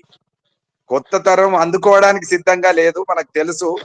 కానీ కొత్త తరాన్ని కష్టపడైనా అందించాల్సిన అవసరం మన మీదనే ఉంది. అట్లా అందిద్దాం. కొత్త తరాన్ని మనం చేదుకోవడంలో, మనం ఆత్మీయంగా దగ్గర తీసుకోవడంలోనే మన భాష మరింతగా పురోగమిస్తుందని నేను నమ్ముతున్నాను. అందుకని కొత్త తరానికి చేరుదాం, కొత్త తరాన్ని చేర్చుదాం. తెలంగాణను మరొకసారి తెలుగు భాషను మరొకసారి ఖచ్చితంగా కాపాడుకుందాం. నమస్కారం. మా నాగేశ్వరం శంకర్ కి హృదయపూర్వక నమస్కారం. కోదండరామయ్య గారికి, అరుణ గారికి, ఇంకా 25 మంది దీంట్లో ఉన్నారు. వాళ్ళందరూ పేర్లు నేను చెప్పకపోయినా కూడా పేరు పేరున వాళ్ళందరికీ హృదయపూర్వకమైనటువంటి తెలుగు నమస్కారాలు. నాగేటి చాడల్లో పయనం చేద్దాం.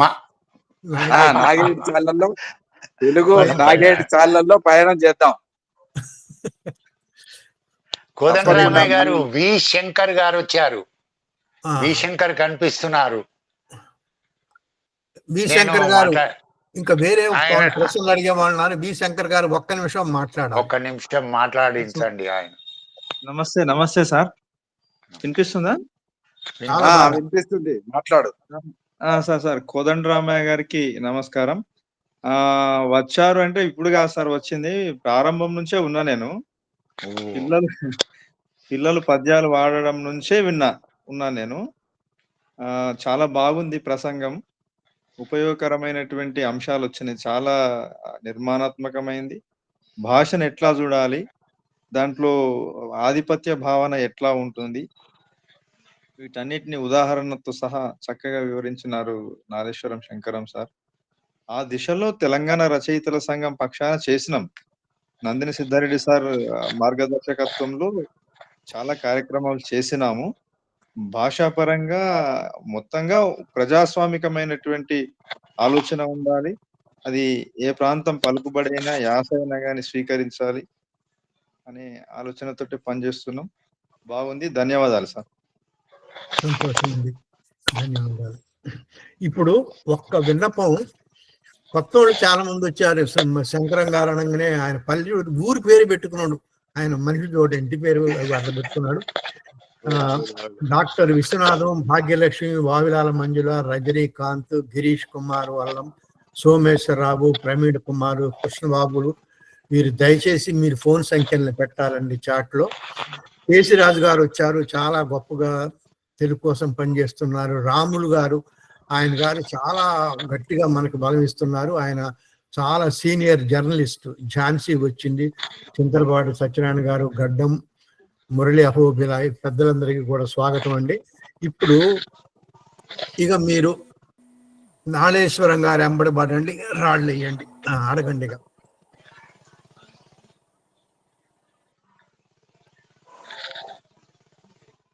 ఇంతకుముందు మేము మాట్లాడతామని చేతులు ఎత్తారు, వాళ్ళు మాట్లాడవచ్చు ఇప్పుడు.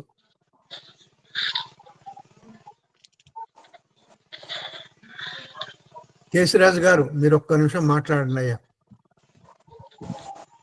రాములు గారు,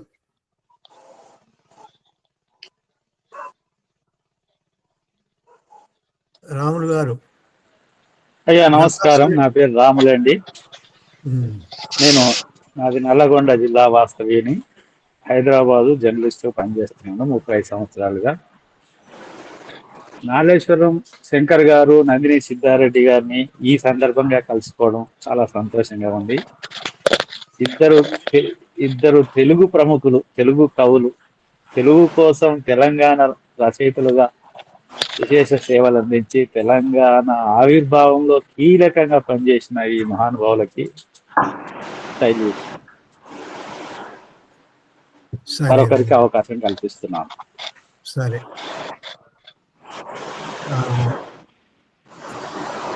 గంగా సురేష్ గారు ఇందాక మాట్లాడతామని చెయ్యెత్తారు. కేశరాజు గారు మాట్లాడండి అయ్యా. సార్ నమస్కారం సార్. శంకర్ గారు బాగుంది సార్. మీ ఈ ఉపన్యాసంలో నాకు బాగా నచ్చింది ఈ ఆంగ్ల భాషలో వల్ల వచ్చిన LR గురించి చాలా బాగా మంచి విశ్లేషణ చేశారు. అది చాలా మందికి మీ ఉపన్యాసం ఓ విధంగా అద్భుతమైనటువంటి ఒక ప్రేరణ కింద, లేకపోతే ఒక ఉత్తేజాన్ని ఇచ్చిందని నేను చెప్పొచ్చు. నేర్చుకోవడం కోసం కూడా బాగా ఎలా జరుగుతుంది, ఒక భాష పెత్తనం చేస్తే దాని దాడి వల్ల ఎన్నెన్ని పోతూ ఉంటాయి అన్నది కూడా మీరు బాగా చెప్పారు. మీకు హృదయపూర్వకమైన ధన్యవాదాలు.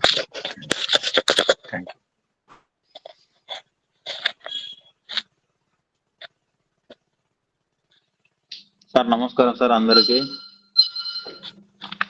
నమస్కారం. మంచి కార్యక్రమం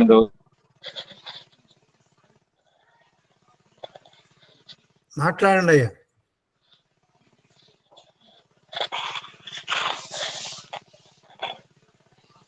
కొత్త వారు తమ ఫోన్ సంఖ్యలను పెట్టాలి. కందాళ వారు ఏమన్నా మాట్లాడతారా?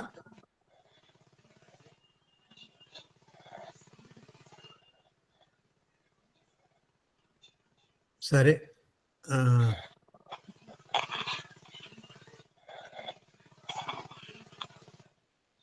నిజామాబాద్ నుంచి అన్నా మేరీ గారు వచ్చారు, బోధన్ నుంచి. ఏమన్నా మాట్లాడతామమ్మా?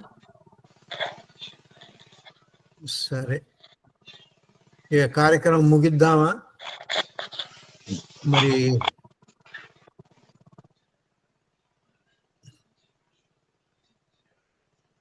అయితే ఎవ్వరు లేకపోతే నాకు అవకాశం ఇస్తే ఒక నిమిషం మాట్లాడతా సార్. ఒక్క నిమిషమేనమ్మా, గుర్తుంచుకో. ఈ రోజు నిజంగా ఈ వేదిక ఎంత ఆనందంగా ఉందంటే, గొప్ప గొప్ప తెలుగు కోసం పాటుపడే మహానుభావులందరూ ఈ వేదిక మీద ఉండటం చాలా సంతోషంగా అనిపిస్తుంది. పార్పల్లి కోదండయ్య గారు, నాగేశ్వర శంకరం గారు, అనుకోని అతిథిగా ఆశ్చర్యపరిచేటట్టుగా నందిని సిద్ధారెడ్డి గారు, చాలా చాలా ఆనందంగా ఉందండి. ఈ రోజు శంకర్ సార్, మీరు ఇందాక అన్నారు చూడండి భాష గురించి, వాడుక భాష అని.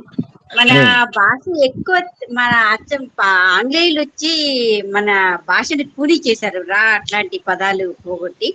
దానికి నేను కూడా చాలా బాధపడతానండి.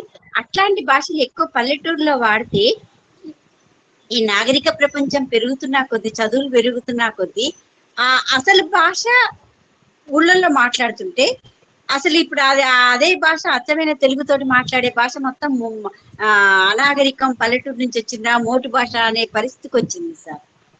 అది కొంచెం బాధాకరమేనండి. అచ్చమైన తెలుగు అక్కడే మాట్లాడుతున్నారు, ఇప్పుడు అక్కడ కూడా పోయింది చదువులు పెరిగి. అది మీ చెప్పిన భాషలు మొత్తం ఎక్కువ విలేజ్లలో ఉండేది, ఇప్పుడు అది కూడా పోయింది. కానీ ఈ భాష ముందు ముందు రాను రాను తెలుగు అక్షరాలు తగ్గిపోయి ముందు ముందు భాష ఏమవుతుందా అన్న భయం కూడా అవుతుందండి నిజంగానే. కానీ 56 అక్షరాలంటే బండిరా గుర్రం ఉంది, ఆ గుర్రానికి అసలు బండిరా రాయాలి సార్ అక్కడ, కానీ మామూలు రాస్తున్నారు ఇప్పుడు. అది ఎంత ఘోరం సార్. అది ఇప్పుడు పిల్లలకైతే బండిరా కూడా తెలవట్లేదండి.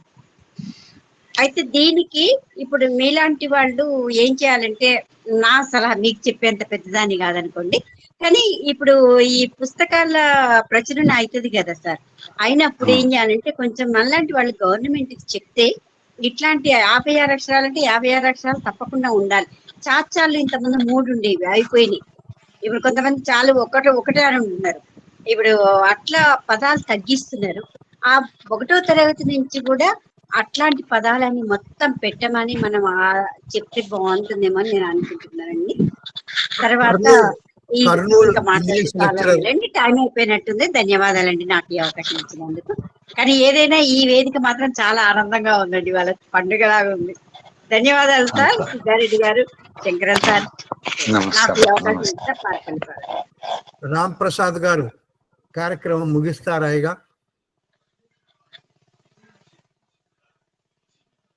పురాణం రామ్ ప్రసాద్. రవీంద్రనాథ్ జిడుగు గారు మీరు ముగించండి అయ్యా. నమస్కారం అండి అందరికి కూడా. ఈరోజు చాలా విషయాలు మాకంటే మేము భాష అభిమానమే కానీ ఈ భాషలోని లోతుపాతులు మాకు పెద్దగా తెలియదు. అయితే ఈ సమావేశంలో సిద్ధారెడ్డి గారు కూడా రావటం చాలా ఆనందకరం. వారి అధ్యక్షతన, వారి నిర్వహణలో జరిగిన తెలుగు సభలకి నేను అప్పుడు కరీంనగర్లో ఉండేవాడిని. కరీంనగర్ నుంచి హైదరాబాద్ వెళ్ళి దాదాపు హోటల్లో ఉండి 2 రోజులు దాన్ని చూసి ఆనందించాను.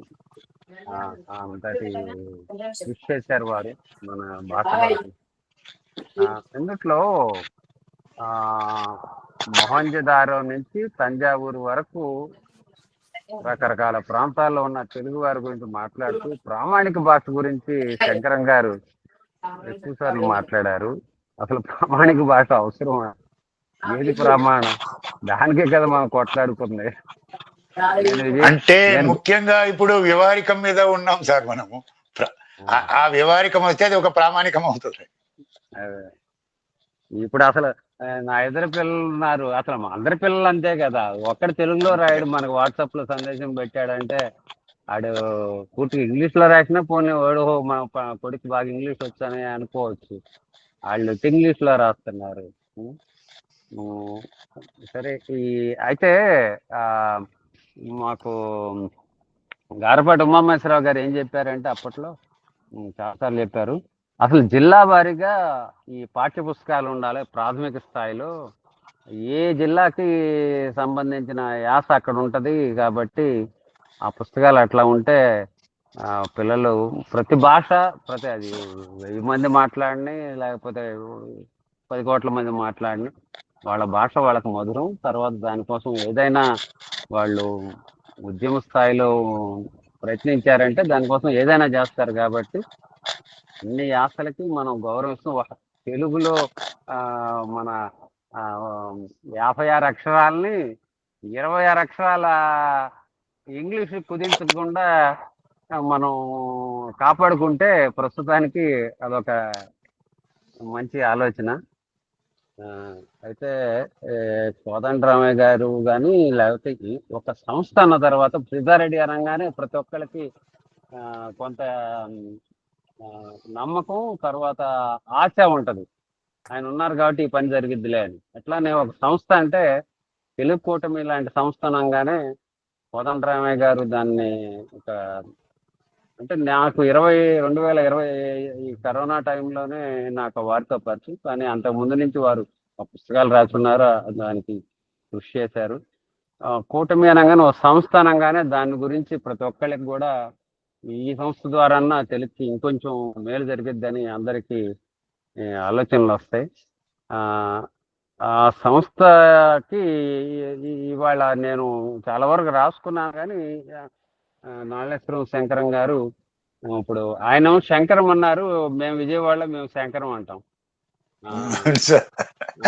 శంకరం అంటారు సార్, శంకరం అంటారు. శంకరం లేదు శంకర్రావు వచ్చింది. సరే, వారు కూడా మాకు కొన్ని ఈ సంస్థ ఈ పనులు చేస్తే బాగుండని చెప్పి కొన్ని సూచించారు. అవి వాటి గురించి మేము మళ్ళా కూడా ఇంకొకసారి ఆలోచించి ఇప్పుడు ఉన్న ఆశయాలకు తోడు ఇంకొన్ని పనులు మేము పెట్టుకోవడానికి అది అవకాశం ఇస్తుంది. అట్లనే మా ఇప్పుడు ప్రభుత్వాలు ఇప్పుడు అటు తెలంగాణ కానీ ఇటు ఆంధ్రాలో కానీ ప్రభుత్వాలు ఏదో పవన్ కళ్యాణ్ 2 తెలుగులు తగ్గ ఏదో తెలుగు భాష ఉపన్యాసాలు చెప్పంగానే ఓహో ఏదో జరిగిపోయింది అనుకున్నాం. సంవత్సరం గడిచింది, ఇంతవరకు అధికార భాషా సంఘం లేదు, ప్రాధికార సంస్థ లేదు. వాళ్ళకి